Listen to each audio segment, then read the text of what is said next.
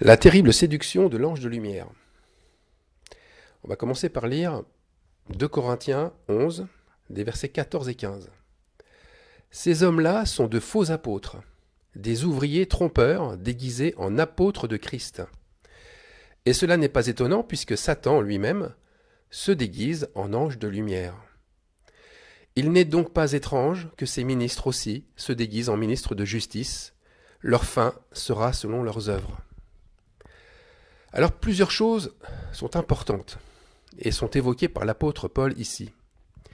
La première, c'est la relation entre Satan et l'ange de lumière. Il ne s'agit pas, bien sûr, de deux entités différentes. Le diable, Satan, c'est l'esprit de rébellion, c'est l'esprit qui pousse l'orgueil au-delà des limites et qui fait, par exemple, d'un animal docile un véritable dragon. Et l'ange de lumière, c'est une entité céleste. Cet ange, cette entité, est poussé par l'esprit satanique à prendre le plus de lumière possible pour lui-même. C'est un porteur de lumière, un Lucifer donc, et c'est le désir insatiable des séraphins, vous savez, ces anges déchus, que j'ai développé récemment dans le message sur le culte des anges. Donc Lucifer et séraphins ne font qu'un et une seule et même entité. La deuxième chose importante, c'est que ces anges de lumière se reconnaissent sur terre comme ils sont au ciel. Car au ciel, ils font des œuvres cachées, derrière leur fonction de chérubins protecteurs, aux ailes déployées, et sur terre, ils sont cachés parmi les piliers d'Église, cachés parmi les apôtres de Christ, les envoyés de Dieu. Mais la troisième chose, qui possède aussi une très grande importance, c'est que ce sont des ouvriers trompeurs déguisés. Pourquoi ouvriers ? Bien parce qu'ils travaillent comme des ouvriers, durement, d'arrache-pied pour Christ. Ils n'ont à la bouche que son nom, ses vertus, sa puissance. Ils se démènent à droite à gauche pour annoncer l'Évangile. Ils se vouent corps et âme pour le ministère qu'ils ont reçu. Ils semblent tellement au-dessus des autres, tellement privilégiés dans leur ministère. Ils manifestent une puissance que les autres n'ont pas. Alors, j'ai pour ma part suivi aveuglément un de ces ouvriers trompeurs. Il m'inspirait tellement à travers son ministère. Un ministère de guérison comme jamais. Un homme parti de rien, issu d'une famille pauvre, lui dont la vie transpirait d'humilité et d'abnégation.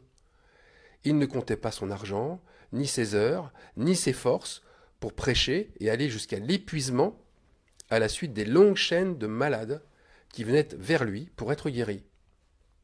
Et les guérisons se faisaient les unes derrière les autres, comme une simple évidence. J'aspirais à avoir la foi de cet homme, en me disant au fond de moi que j'étais quand même à 1000 lieues de lui arriver à la cheville. Mais je priais pour avoir son don, son ministère de justice, en finissant par me résilier vu le temps qui passait. J'espérais juste acquérir une petite partie, peut-être, si Dieu le veut, j'aurais juste un court moment, un petit don de guérison avant que Jésus ne revienne. Alors je buvais chacune de ces paroles comme étant sorties directement de l'Évangile. Sa sagesse ne pouvait avoir pour moi aucune faille. Alors la séduction, je l'ai réellement vécue. Les conséquences sont terribles et destructrices au plus haut point. Cette séduction ne permet plus du tout d'y voir clair. Cet apôtre est perçu comme Jésus-Christ sur terre et plus rien alors ne peut être remis en question. Mon intelligence, ma lucidité, ma grille de compréhension des choses saintes étaient alors complètement verrouillées. Impossible de penser autrement qu'à travers sa doctrine. Je suis sûr que si l'apôtre Paul avait été là, devant moi, à me montrer mon aveuglement, je l'aurais traité d'insensé. J'aurais été comme ses frères corinthiens, et on lit ça dans 2 Corinthiens 11, au verset 16, ces frères corinthiens qui l'ont regardé et reçu comme un insensé, comme un idiot, un stupide, sans intelligence. Oui, j'en suis certain, j'aurais été comme eux. Aujourd'hui, grâce à Dieu, les écailles de mes yeux sont tombées. J'avoue que j'ai souvent prié, posé des questions au Seigneur, car ce que je recevais de lui me séparait à la fois de cet homme, et en même temps, ça me déstabilisait un peu. Pourtant, plus j'avançais avec le Saint-Esprit, et plus le fossé se creusait avec mon idole. si bien que j'ai arrêté de comparer la parole que je recevais avec la sienne. Il y a quelques jours, les derniers petits liens qui me tenaient encore à lui se sont rompus définitivement.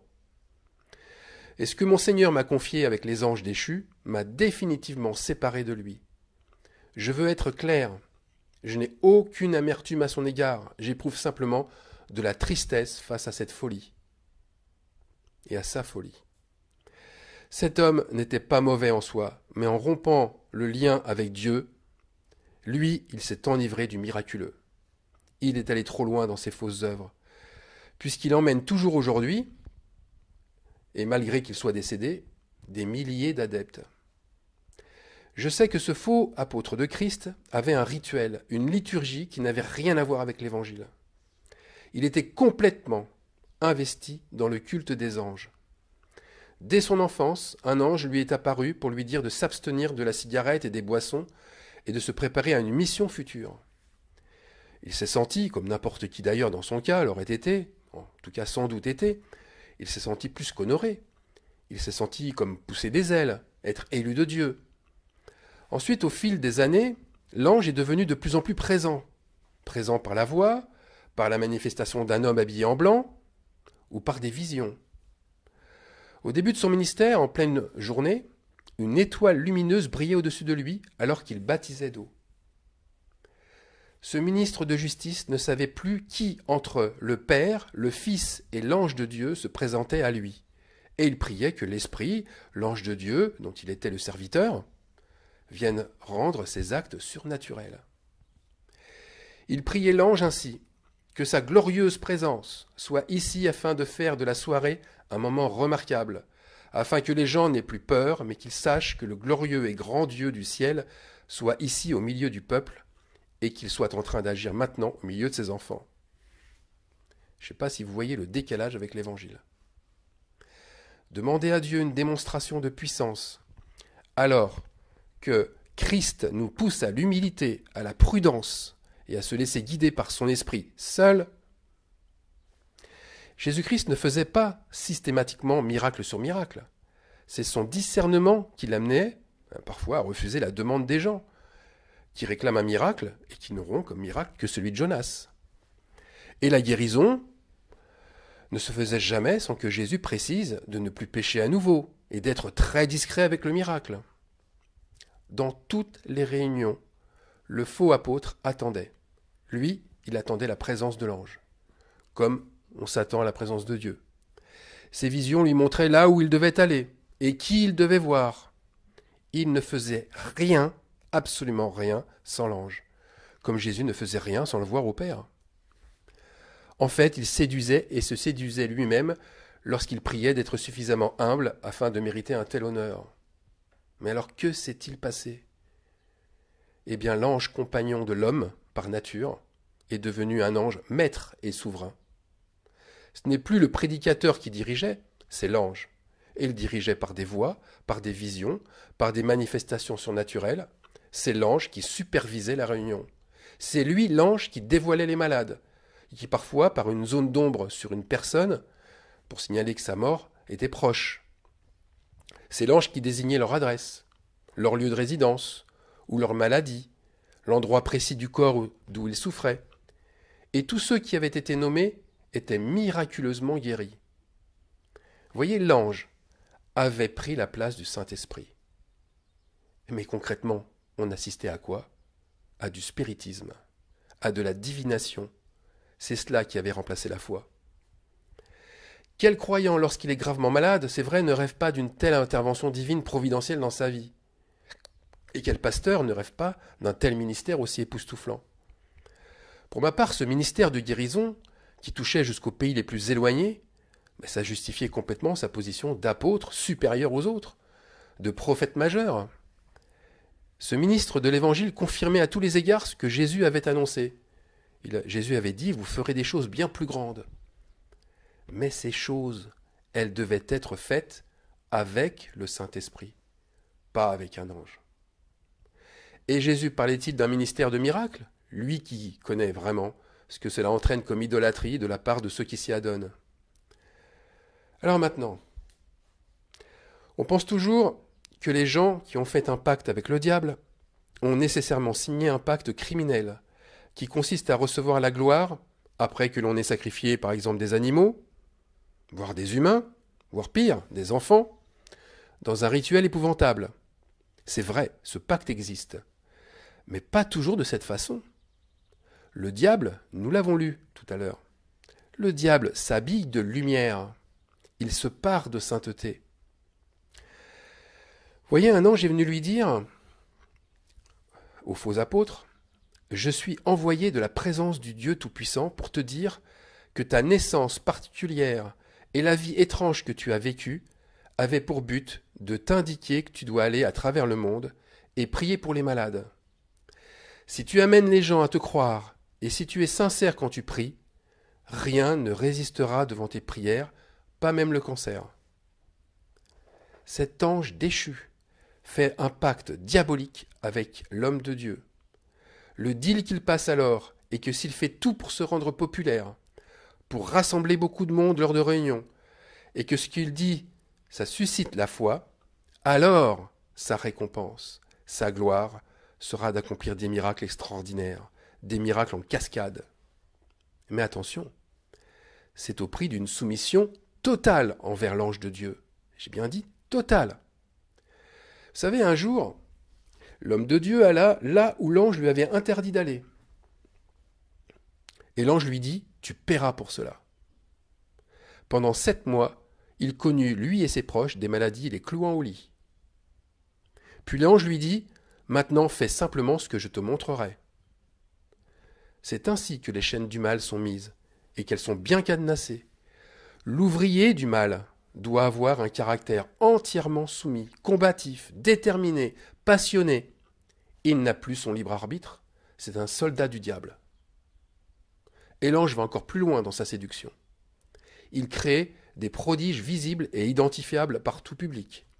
Il apparaît au travers d'une forme lumineuse. Il prend des allures humaines avec des habits blancs. Il déplace les nuages là où ils ne peuvent aller. Il crée de forts orages alors que le ciel était juste auparavant bleu. Il dévoile les cœurs.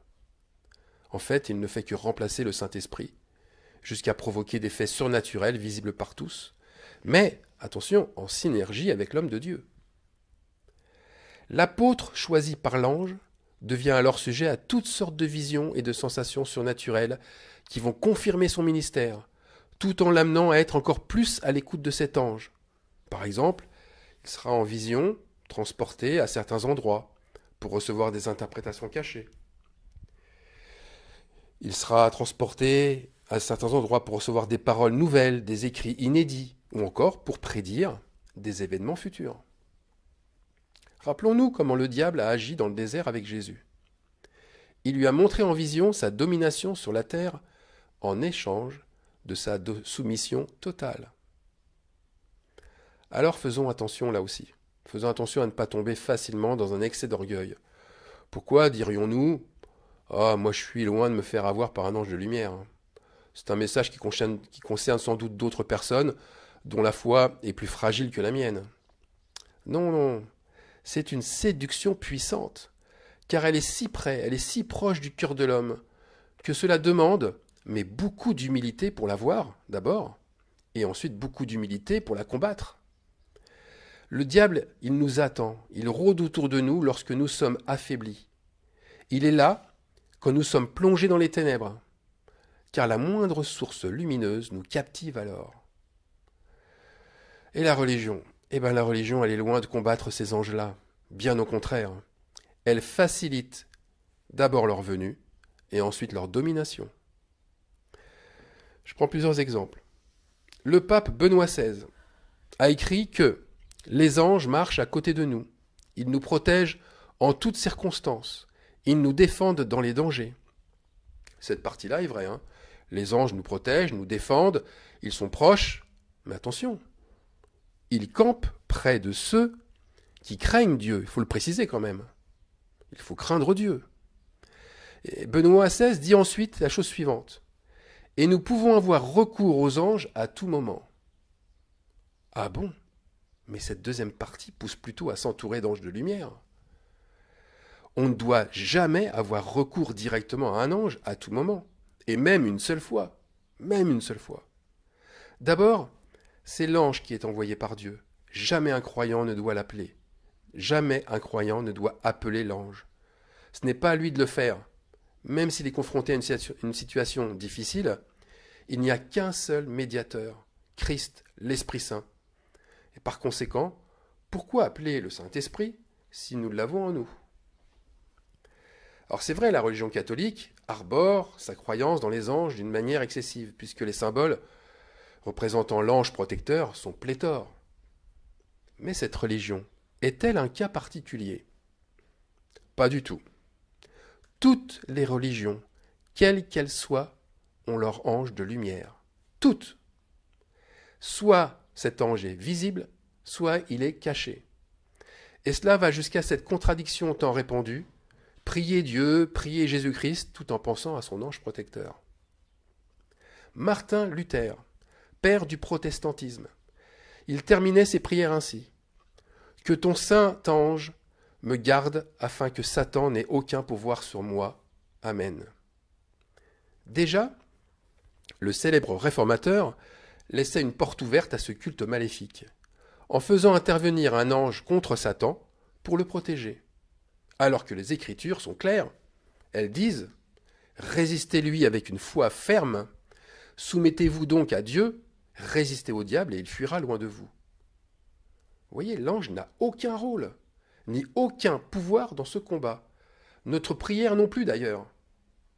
C'est la pureté de notre foi qui fait fuir le diable. Alors pour terminer, je voudrais juste vous encourager à persévérer dans la justice de Dieu. Le culte des anges, lorsqu'il a été consommé, il est très ancré chez le croyant. Et j'en sais quelque chose. Les liens paraissent presque indestructibles. On ne s'en débarrasse pas en claquant des doigts juste par une simple prière. Cela demande du temps, cela demande de la persévérance dans l'humilité et la prière, mais le principal, c'est que cela demande de placer le plus haut possible la fidélité que l'on doit à notre Seigneur. Il faut la placer le plus haut possible. Alors pour ma part, je veux m'y astreindre tous les jours de ma vie, en me gardant les yeux et le cœur tournés uniquement sur lui, le Saint-Esprit. Alors que ma prière et ma détermination soient aussi la vôtre, vous qui me lisez ou vous qui m'écoutez. Amen.